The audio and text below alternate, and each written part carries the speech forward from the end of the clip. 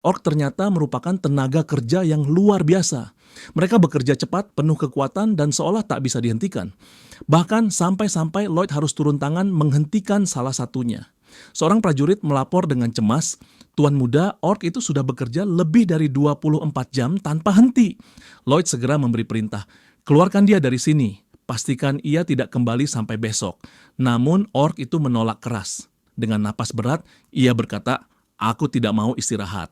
Kalau aku berhenti sekarang, ototku bisa kacau. Produktivitas mereka 10 kali lipat lebih tinggi dari yang Lloyd harapkan.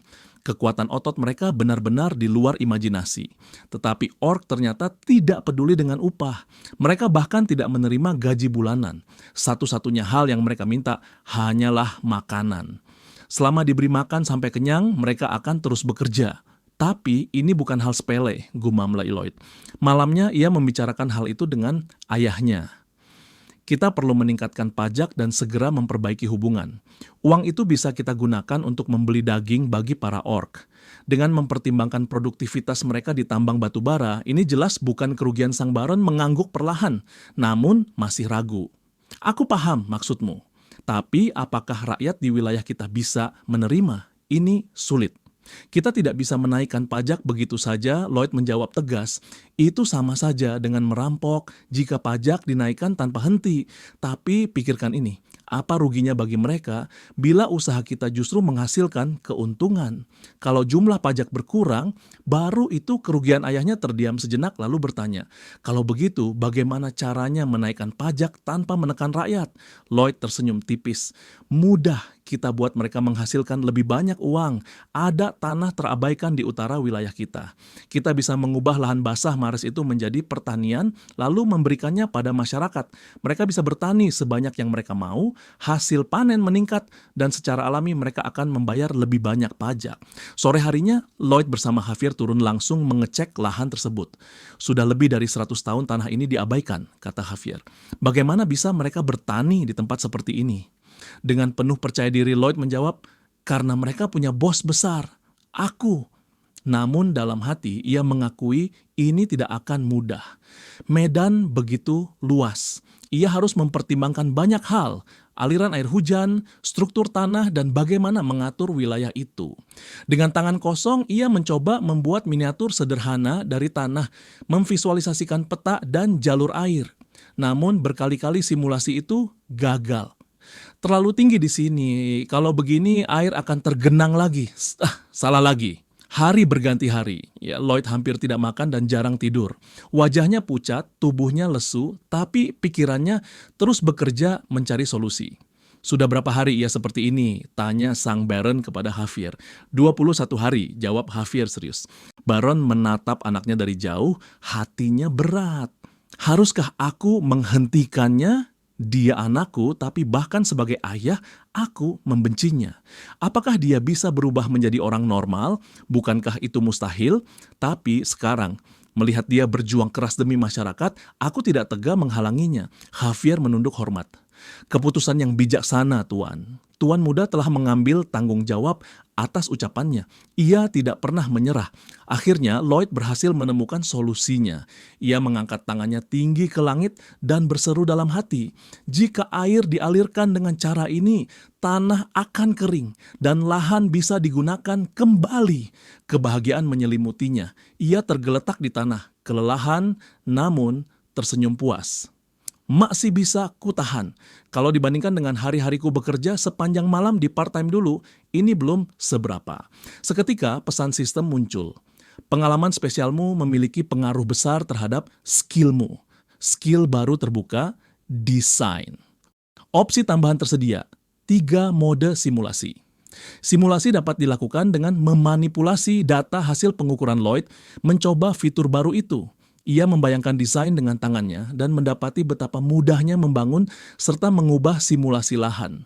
Saat ia membuat struktur terlalu tinggi, sistem langsung menunjukkan kerusakan. Seharusnya kau memberitahuku dari awal. Aku sudah bekerja keras sebulan penuh, gerutunya kesal. Namun sistem hanya menjawab dingin, skill ini terbuka karena keinginanmu. Tujuanmu hanyalah lulus universitas, bekerja di perusahaan bagus, dan hidup tanpa perlu memikirkan uang. Tapi itu bukan keinginanmu yang sejati. Lloyd terdiam. Apa maksudmu? Keinginanmu jauh lebih dalam. Ia melampaui ruang dan waktu. Lloyd mendengus. Cukup. Aku terlalu sibuk sekarang. Hari berikutnya, Lloyd memanggil makhluk fantasinya, Podo, Don, dan Belle. Kita harus bertemu dengan teman baru. Aku akan memanggil makhluk fantasi lain untuk membantu proyek Mares. Kalian harus menguras semua air dari lahan basah ini. Mereka bertiga langsung terkejut. Itu mustahil untuk kami. Namun Lloyd sudah paham kekhawatiran mereka. Ia tersenyum tipis. Karena itu, aku akan undi makhluk baru. Ia membuka sistem random draw. Satu undian butuh Rp100. Harga naik 1,5 kali untuk setiap makhluk baru. Aku masih punya cukup untuk 4 kali undian. Tanpa ragu, ia melakukan undian. Cahaya sihir berputar dan tiba-tiba seekor makhluk muncul, menimpa wajah Lloyd hingga ia terjatuh. Apa-apaan ini? Gumamnya sambil mengamati makhluk itu. Tubuh bulat, kulit tebal, wajah polos. Ia membelalakan mata. Jangan bilang, ini seekor kuda Nil. Podo, Don, dan Belle langsung bersorak riang. Mereka menyambut si kuda Nil dengan gembira, seolah kedatangan saudara baru. Lloyd hanya menghela napas panjang, setengah bingung, setengah penasaran. Hippo, begitulah ia menamai makhluk itu, menatapnya dengan mata bulat penuh kepolosan. Permisi, bisakah kau menunjukkan instruksimu padaku? Tanya Lloyd. Hippo membuka mulut lebar-lebar. Instruksi muncul dari sana. Lloyd mencoba membacanya, lalu mengernyit. Kau tidak membesar meski kuberi biji bunga matahari? Apa aku gagal lagi? Ia menatap Hippo yang hanya membalas dengan wajah imut dan polos. Ya ampun, kali ini aku dapat makhluk seperti apa lagi? Lloyd tertegun melihat apa yang ada di depannya. Seekor kuda Nil kecil yang tampak lucu berdiri di sana. Ia sempat berpikir untuk mengundinya lagi, namun sistem segera memberi peringatan bahwa ia hanya bisa melakukan undian 1 fantasi spesies per hari. Lloyd mendesak kesal. Apa-apaan ini buang-buang waktu saja, pikirnya. Hippo, si kuda Nil kecil, terlihat murung. Ia merasa sedih karena dirinya tidak sesuai dengan harapan Lloyd. Melihat itu, Belle dan Podo pun memprotes. Mereka mengingatkan Lloyd bahwa pekerjaan semakin banyak dan Hippo terlalu kecil untuk membantu. Lloyd akhirnya mengakui nilai pekerjanya dan berusaha menenangkan mereka.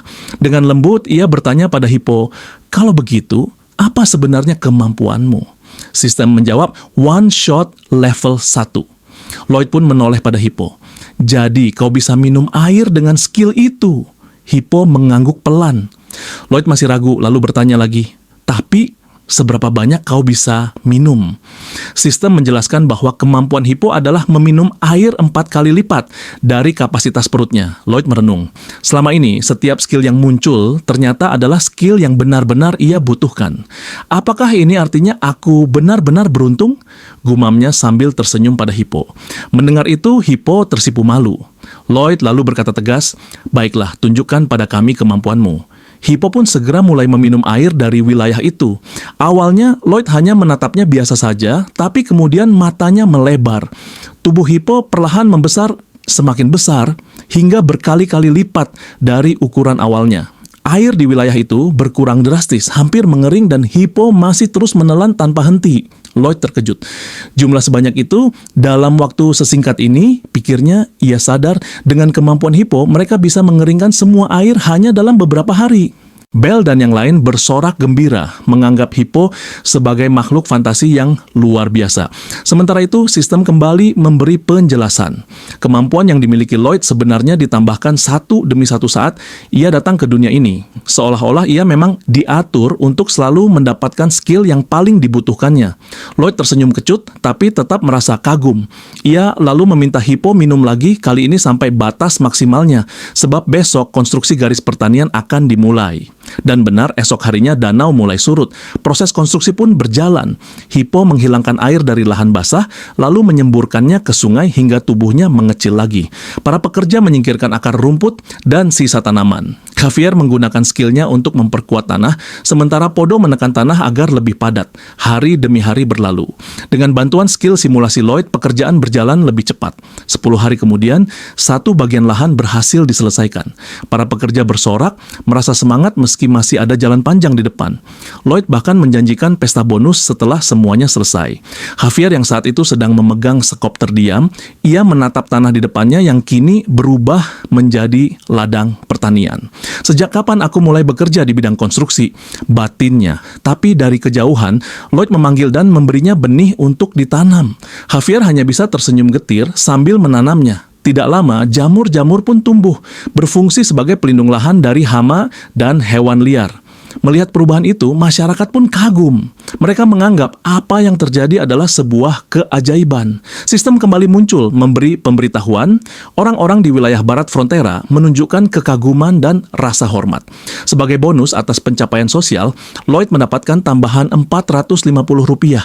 Ia tersenyum puas melihat hasil kerjanya. Tak lama kemudian, tanaman mulai tumbuh subur. Javier pun tersenyum ceria, terlihat seperti anak kecil yang baru saja melihat tanaman pertamanya tumbuh. Dari belakang, Lloyd mendekat dan berkata, "Semua ini akan selesai saat kita memasang kincir air." Javier bingung.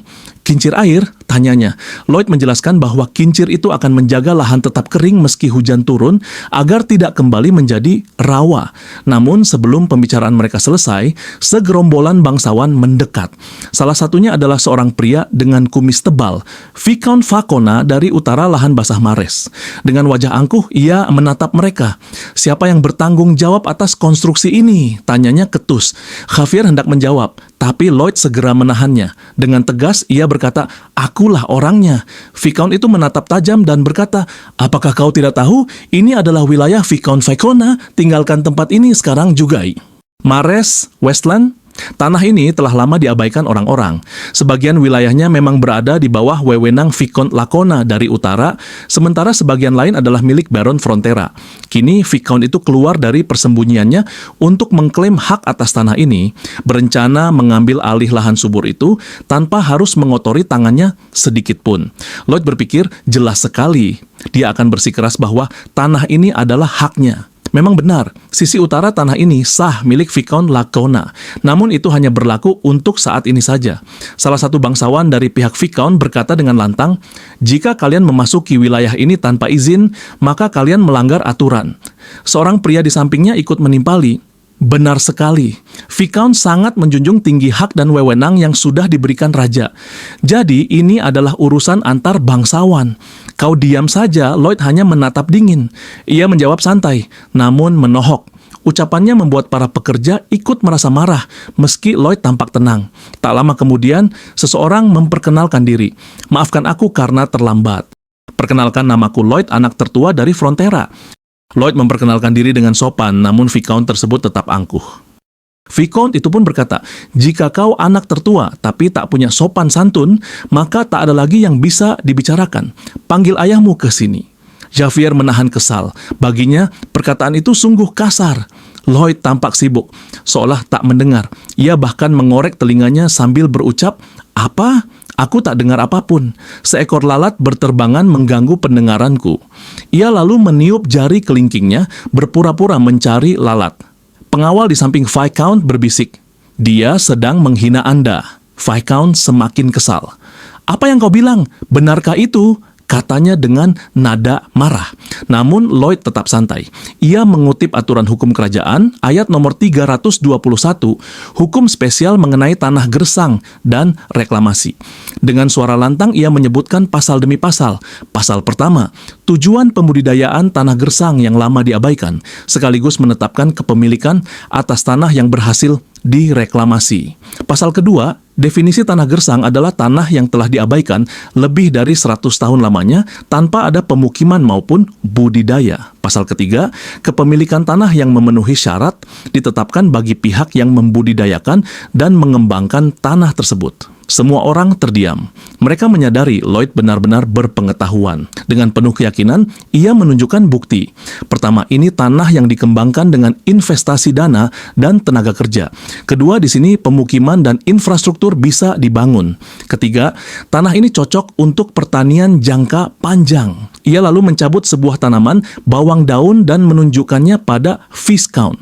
Keempat, bukti sah kepemilikan ditentukan saat hasil budidaya bisa dipanen. Dan inilah panen pertama di tanah ini. Viscount terdiam, wajahnya memerah karena malu sekaligus kesal.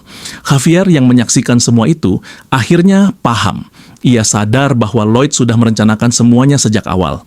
Dengan nada santai namun tajam, Lloyd menambahkan, "Selamat kalian berkesempatan menyaksikan hasil panen pertama dalam sejarah Beatland." Ia tersenyum lalu berkata lagi, "Tenang saja. Aku bukan orang kejam yang akan meminta bayaran darimu." Viscount semakin terkejut. Bagaimana mungkin Lloyd tahu segalanya? Apa dia sudah menyiapkan semua kemungkinan dari awal? Pikirnya dengan gusar. Lloyd menyerahkan hasil panen itu sambil berkata, "Scarlett, ambillah ini sebagai hadiah. Dan sekarang, bisakah kalian pergi dari wilayah kami?" Ekspresi wajahnya berubah dingin, penuh tekanan. Viscount dengan kesal akhirnya pergi bersama rombongannya. Javier lalu mendekat. "Bagaimana Anda bisa memprediksi kalau orang-orang itu akan datang?" tanyanya heran. Lloyd menjawab santai, "Kau ini bilang apa? Sudah jelas kita akan berjumpa dengan orang-orang seperti mereka 1 atau 2 kali. Mereka semua hanyalah sampah yang mencoba mengambil keuntungan dari kerja keras orang lain." Dari kejauhan, prajurit bersorak lantang, menyemangati Tuan Muda Lloyd yang telah melindungi tanah mereka, namun Lloyd hanya berdiam diri merenung. Ia berucap dalam hati, "Kalau terus begini, bagaimana aku bisa membayar gaji kalian?" Hari-hari kembali berjalan. Malam itu hujan turun deras, banjir mengalir di daerah konstruksi. Namun kincir air yang dipasang berfungsi dengan baik. Lloyd berpikir, "Aku memang sudah melakukan simulasi ribuan kali, tapi tetap saja, aku tak boleh lengah. Aku harus mengawasi sampai akhir, memastikan tanah ini benar-benar bisa digunakan." Keesokan harinya, hujan reda, perkebunan tetap subur, tak ada yang hancur. Sistem pun muncul, memberi pemberitahuan pencapaian pembangunan monumental berhasil diraih. Lloyd mendapatkan XP dalam jumlah besar. Beberapa skill naik level, skill pengukuran naik ke level menengah 3, skill pemindaian bawah tanah meningkat. Skill mendesain naik ke level menengah 3. Tata letak tanah mencapai 20 dari 30 poin. Metode simulasi pun semakin detail. Selain itu, kesan baik dari para bangsawan dan warga juga meningkat. Lloyd tersenyum puas. Selesai juga. Dengan begini, mari kita pindah ke langkah selanjutnya. Namun di kediaman Viscount Lacona, suasana berbeda. Viscount sangat kesal dengan hasil reklamasi tanah itu. Tanah itu subur, indah, dan separuhnya adalah milikku. Aku tak bisa membiarkannya jatuh ke tangan orang lain begitu saja, teriaknya sambil menahan sakit perut akibat emosi. Ia lalu memanggil pengawasnya untuk mencari cara menghentikan Lloyd. Beberapa hari kemudian, Lloyd bangun dari tidur dengan kepala terasa berat. Ia berpikir, mungkin terlalu lelah. Namun segera ia menyadari ada yang aneh. Javier yang juga bangun dengan kepala pusing mengeluh, "Aku tidak pernah merasa sakit kepala seperti ini sebelumnya." Lloyd memicingkan mata, merenung. "Tunggu sebentar, jangan-jangan ini ulah Viscount?"